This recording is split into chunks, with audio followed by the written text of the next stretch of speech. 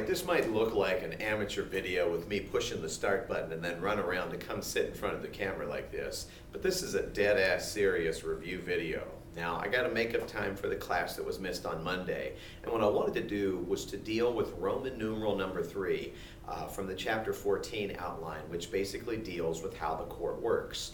Now, I want you to think about this for just a second. Basically, how the court works. You'll notice it starts off with the number 10 to 6. The court has approximately a teacher schedule.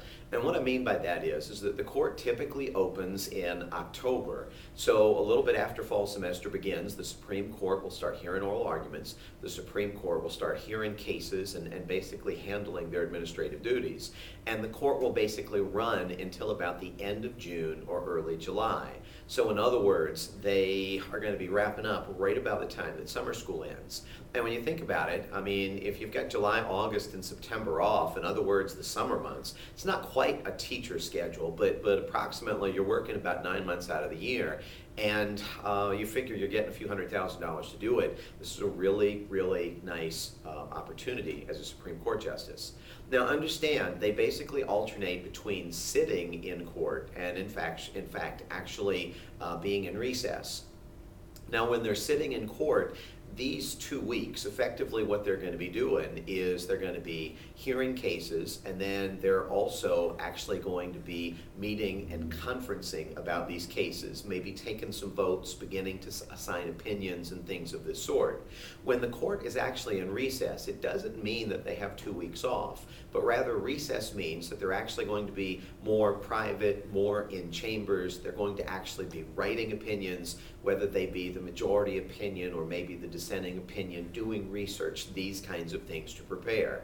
So technically speaking, even during recess, the court is still going to actually be in session. Now understand, the Supreme Court is an interesting body in the sense that it gets to hear. It gets to hear the cases that it wants to hear. They get to pick the things that they want to rule upon. And just to give you a sense on this, the Supreme Court is only going to issue about 100 written opinions a year.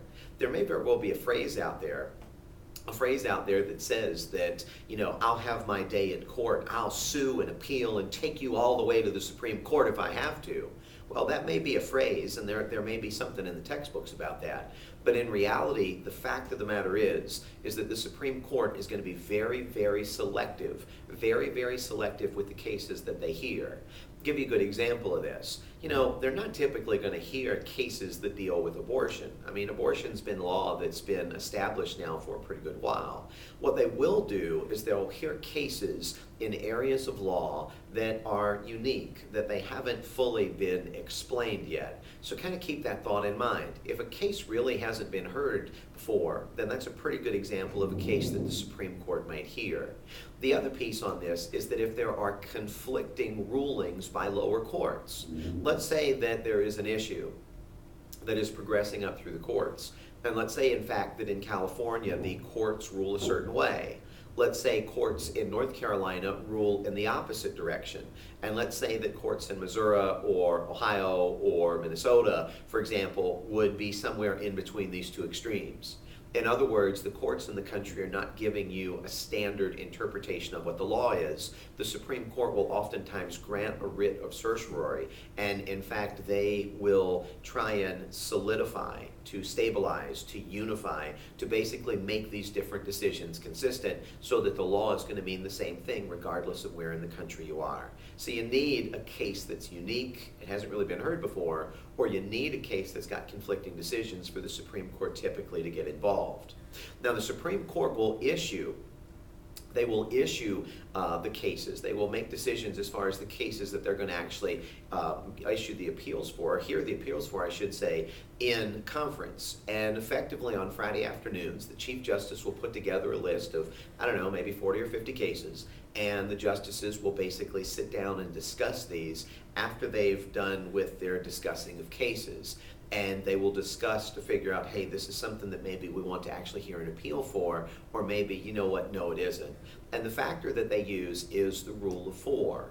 The rule of four basically says that if four justices on the Supreme Court feel like a case should be heard, then in fact the rule of four, the will of these four justices, will actually expedite this. This will actually be the decision-making process. Now, this isn't to say that they agree with a particular ruling from a lower court, not to say that they disagree with a particular ruling, but it's just that they agree that something, in fact, should be removed. And oftentimes, in fact, they may very well have conflicting opinions as far as what the ultimate outcome should be. Now, once you get through this, once you get through the point where certiorari has been issued, once you get through the point where the cases have actually, been discussed or selected, I should say, you actually come down to oral argument. An oral argument is basically going to be set up typically on Mondays, Tuesdays, and Thursdays in the United States Supreme Court. An oral argument is basically where the parties in the lawsuit are actually going to come and make their case. Now, timing is very significant on this, and each party is only going to be given 30 minutes to make their case.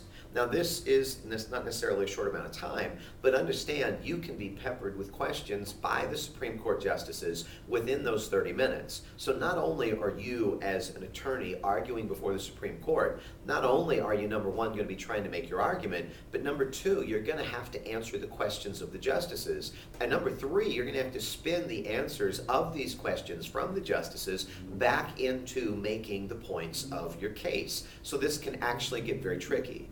It can also be the kind of situation where, let's face it, justices could conceivably tip their hand, and you might get an idea of how friendly they are to your argument, or frankly, how unfriendly they are. And sometimes justices will even be communicating with each other as they ask different questions, and the attorneys are going to be trying to read these communications, these questions as well. But for our purposes, you're going to get 30 minutes. When you have 5 minutes left, there's going to be a white light that comes on. And this white light is basically going to let you know, hey, you're just about out of time. It's probably time to start wrapping this up. And then when you get to the red light that's actually there, at that point you are supposed to stop. Now, to be fair, the Supreme Court may very well let you finish a sentence, but you need to wait for them to give you the permission to be able to finish a sentence, because if the red light starts and you're in the middle of a sentence, if you continue beyond the red light, that's considered bad form, that's considered bad etiquette, and in fact that might be something that could count against you as they sit down and consider things. Not, the kind of thing that's going to make a 9-0 case, but certainly something that they're not necessarily going to appreciate. It's probably going to be considered disrespectful is the right word of saying it.